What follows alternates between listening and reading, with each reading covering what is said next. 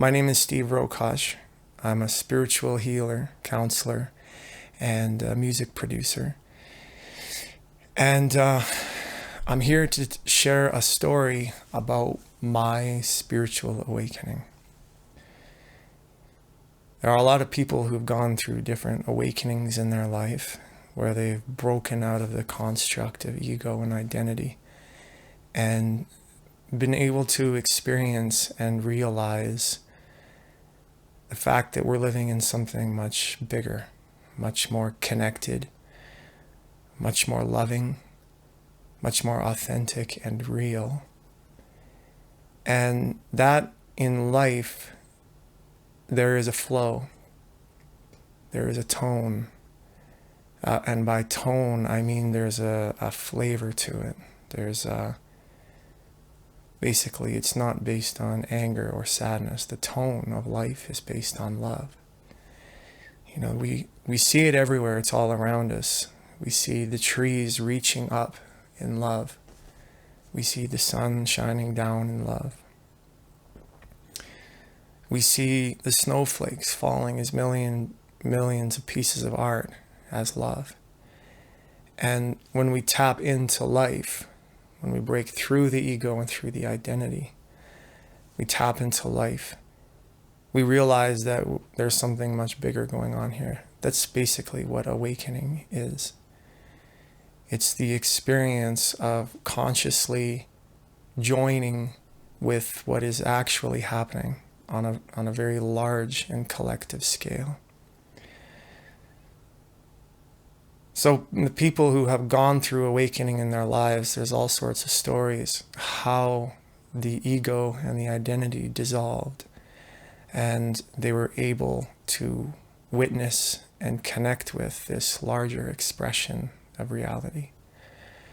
For me, it was a story not uncommon to many others. It was a story of pain and struggle and depression. So when I was a young boy, I was diagnosed with a rare autoimmune disorder called myasthenia gravis, which creates weakness in the body.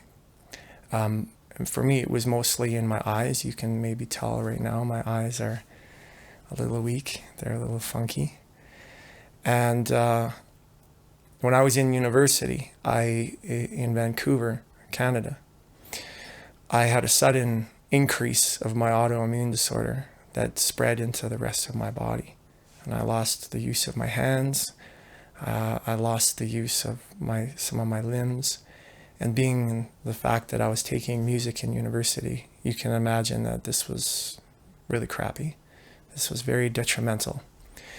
And I became depressed. I became unhealthy. I became a victim. And my life eventually spiraled down and down and down into suicidal depression. So, you know, I was carrying a heavy load, and my ego, my identity had become so attached to certain things. It became attached to my music. It became attached to my health, my physical body, my my ability to be strong. I was very muscular at the time. And when this disease stripped me from all of these aspects of identity, it came a point where it just collapsed. And one of my favorite authors, David R. Hawkins, talks about our construct of identity being like a house.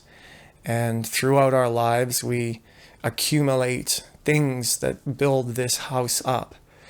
And there's different structural beams and supports in this house of identity, which is some of the main things in our lives that we use to identify with ourselves. So in the matter of a few months, I was stripped from some of my main columns of identity. And then the whole thing fell down. And in my darkest of darkest moments, near suicidal, I was just done. I was just so weak and tired and hopeless and lost and alone. And I remember being fully clothed and laying on the covers of my bed, and just, it was almost as if my spirit was speaking for me. And I said, if there is a God, I need help. Or maybe I think I said, if there is a God, please take me. And it was interesting because the Steve was completely out of the way for this message. It just seemed to sort of like ride out of my breath, like my soul was finally able to speak. This was the first time I prayed in, decades. I was 27 years old, and as a young man, you think you're very strong and in control, and I was stepping into adulthood, and for me, asking for help was something that I wasn't normally used to do. But in this moment, I had no other choice. I was brought to my knees, literally, and I prayed. And the next morning, I woke up and something was different. I remember lying in my bed and feeling like something was happening outside. Like I could hear the birds. And, previously, the birds would annoy me, I'd be like, ugh, I want to sleep, these birds. But like something was really significant about these birds.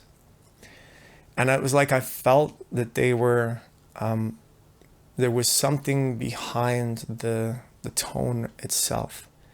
Like whether it was the tweet or the squawk or whatever the bird was, there was something intentionally behind the sound.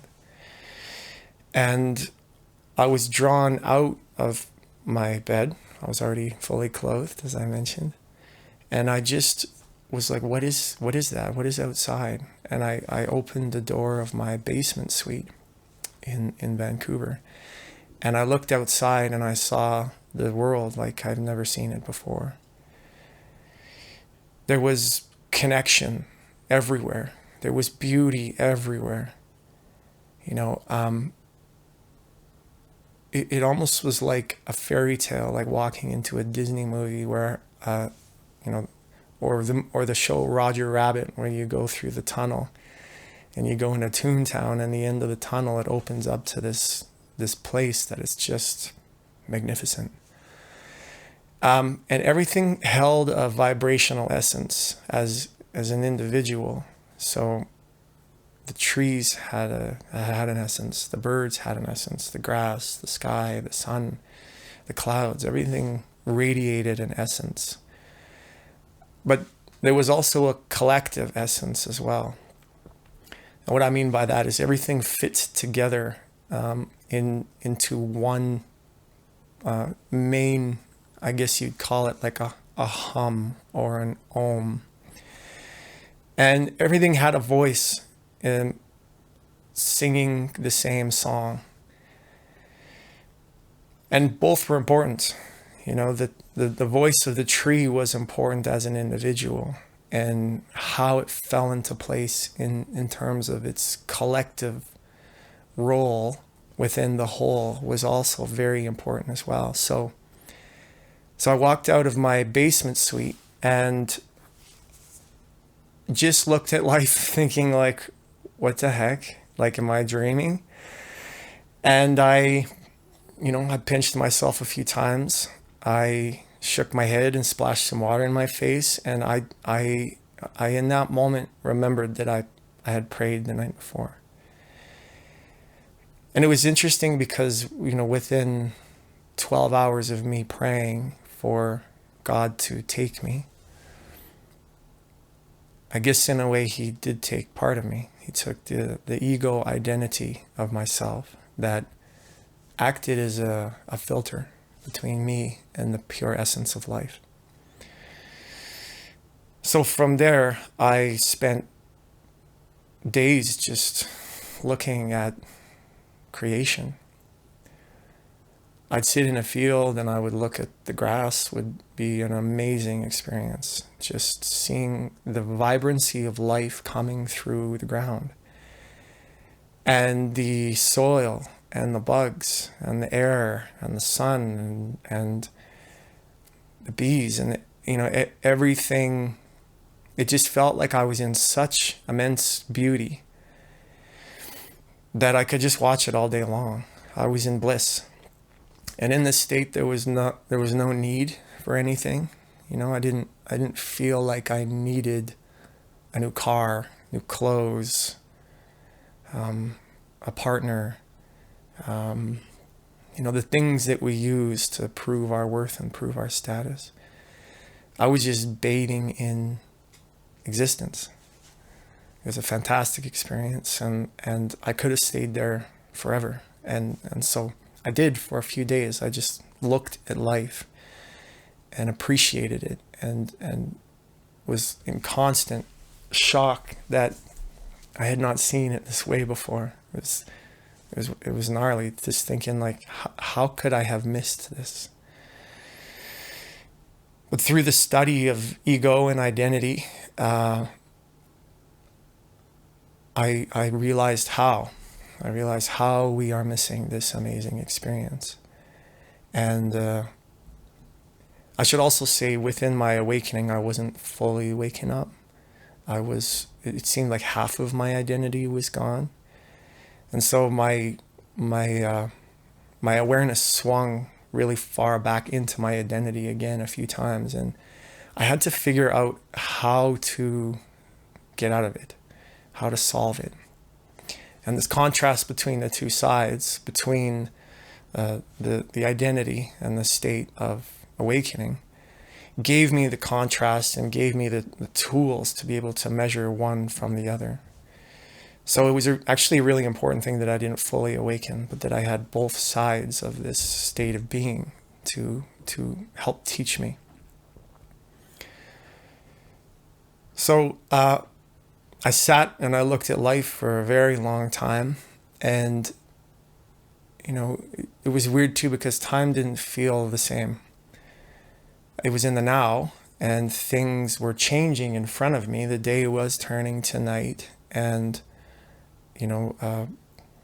I could observe changes, but the sense of time was different, because when you're so in the present moment, it's almost like you're in eternity.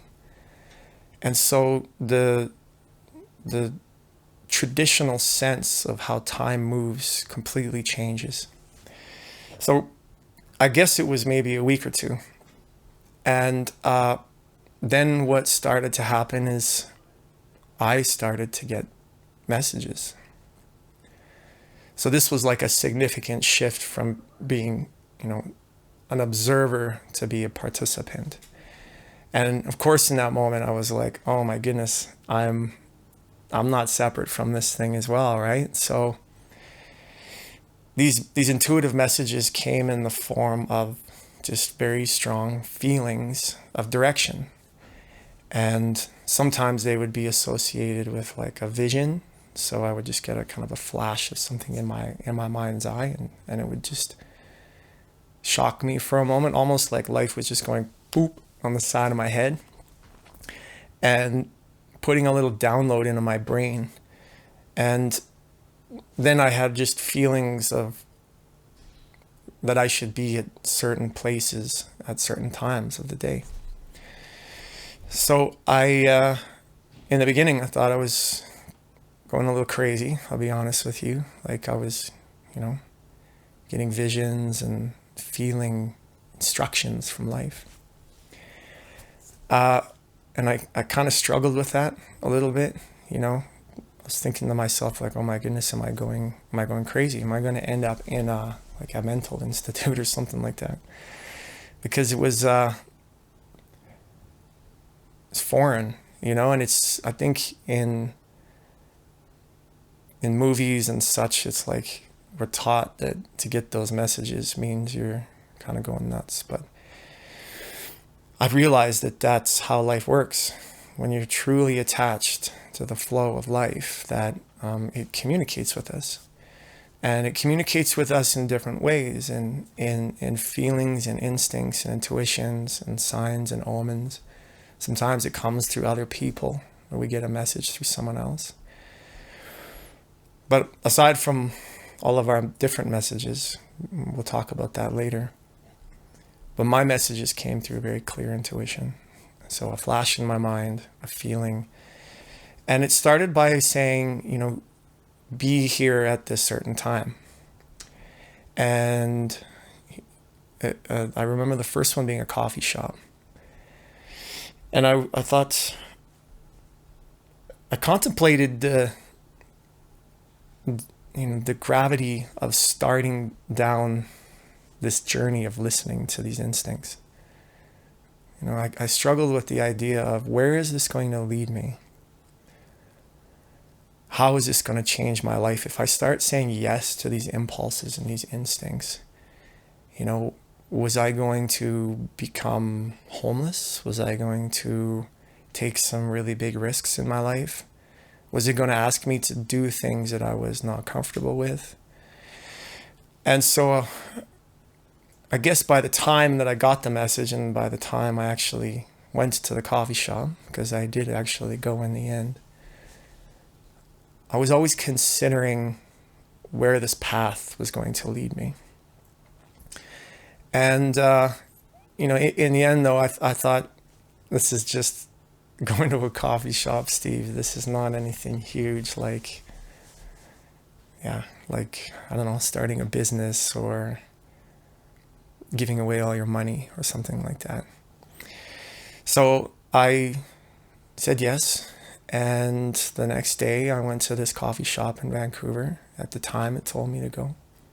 And I sat down and I waited, and I just watched and waited and sipped on a coffee. And, you know, I guess in the moment I was making a lot out of nothing. Like little things would happen and I'd be like, oh, is that it? Is that it? Is God, is Creator trying to teach me about this? And I was, you know, I had the microscope on, a little heavy. So half an hour passed or so, and eventually I said, maybe this is all a sham. You know, maybe this is a lie. And I felt deflated. I felt like maybe I missed something, or what was this all about? And I gave up. And in that moment, I threw my coffee cup in the garbage, and I went to the washroom in the back of the coffee shop. And I was waiting for the bathroom because it was occupied. There was a message board, a Vancouver message board, where I observed everything, different things for sale, you know, different advertisements, different businesses that were advertising. And there was this one sheet of paper with this woman who was a traditional Chinese medicine doctor. And something about her brochure really stuck out to me. You know, the picture of her popped out, the artwork, just the whole feel of the thing. It almost felt like when I was looking at this message board, it was like a few inches closer to me than the rest of the brochures on this community board. So I'm looking at it and I'm reading down and I'm like, oh, this sounds cool. This sounds interesting. Maybe I'm supposed to learn something from this piece of paper, or maybe I'm supposed to call this woman. And so I'm reading through, and immediately I get down to the bottom of this piece of paper, and at the very bottom there's a yin yang symbol, and my eyes go immediately to the yin yang symbol. And as soon as that happens, this woman walks out of the washroom and brushes past me, because it's like a tight corridor in those Vancouver coffee shops.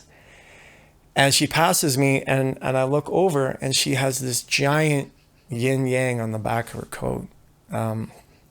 So within the same 2 seconds, I see 2 yin yangs in a row. And because I wanted to take note of the time, I looked at my watch, and it was 4:44 and 44 seconds. And, in that moment, I felt something significant. There was just this triple whammy feeling of this yin yang, and the time all at once. And I was like, What are the odds of that happening? So I guess I took that in the moment. I was like, this is the sign. And the sign to me also was, I need to call this woman who was on this brochure. And I did. And she ended up teaching me a very powerful tool called applied kinesiology. And she also told me some stories about how she lived this very intuitive life for a time in her life where she went traveling and did some pretty incredible things, just living moment to moment and just going with the flow and seeing where life took her. And we had a special connection. We didn't meet again after that. Life just wanted us to meet that one time. But we did meet, and it was significant. So it was an important meeting. So these sort of things kept happening again and again and again as I kept sort of saying yes to whatever I was being told. And, things were happening like people were praying for something, and I would show up and answer their prayers. They would say, I'm looking for a sign, and the sign that I'm looking for is a yellow tulip. And I would show up, and there would be something to do with a yellow tulip that I would provide for this person. And they would say, you're not going to believe this, but I prayed for this today. And, it made me realize that this flow, like I'm obviously not alone in it. We're all connected within this flow of life. So we're all part of this matrix of existence, and not only people, but nature, plants, flowers, the sun, all the things. It's all one.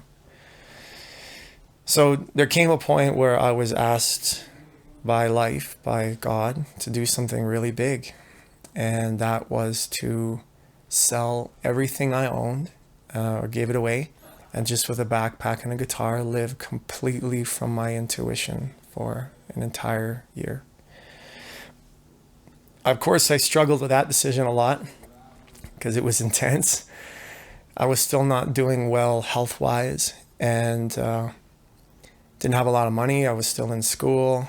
So on paper, it really didn't make any sense. But I knew, I had enough evidence by this time. I was a couple months after my awakening. I had enough evidence to know that something's going on here and that I should keep going. So after some deliberation and going back and forth, I eventually said yes. And as soon as I said yes, a whole bunch of synchronicities started to happen. My friend was in a long-term relationship. She just broke up and she needed a place to stay, so she moved into my apartment. Everything sold or got taken like really quickly. I got a bank loan from the bank that I shouldn't really have gotten. And even the teller was like, I've never seen this before. Like, the numbers don't lie and you shouldn't have gotten this loan. But I did. And I took all of these things as more signs of encouragement, that I should keep going, that this is important.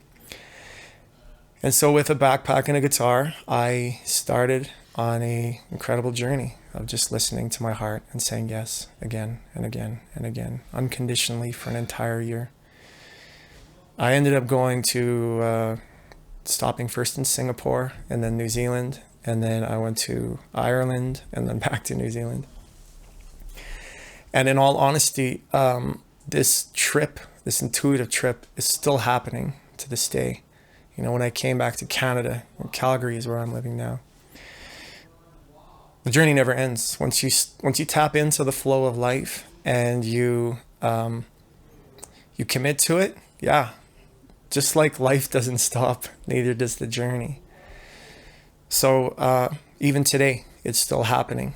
There's interesting people and synchronicities that I've had along my path that are constant confirmation that we're connected to something bigger. That thing that's bigger is based on love, and that I play a part in it. This is such a beautiful, beautiful, amazing life, and we are each a beautiful being and individual within it. And we're born to live in its love and live in its beauty and live in its purpose. So that's the quick and dirty about my awakening and a little bit of my journey. So I'm going to keep doing some videos and telling you guys more, and hopefully you get something out of it. I just want to bless you all as the person you were created to be, and look forward to speaking to you soon.